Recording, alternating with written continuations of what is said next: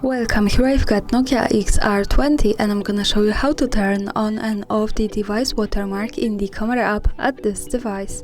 So let's start by tapping on the camera button to open it, and for now we are on standard photo mode. From here let's go to the left corner button to open the advanced camera settings.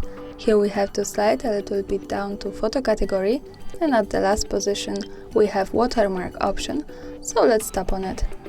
And here we can see the information with device name, so by tapping on this button from the right we can easily turn it on and turn it off as we need, and when we have it turned it on we can pick between two Nokia watermarks in this view with photograph or only Nokia XR20.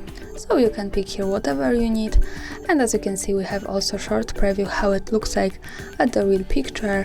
And now let me for example stay on this one to show you how it looks like on my photo, and let's move back to the camera to take a picture. To see it, let's go to the right button that follows us straight to the gallery, and this is my photo with watermark in the left corner at the bottom. We can get closer to it. So this is how the device watermark looks like, Nokia XR20 with photograph.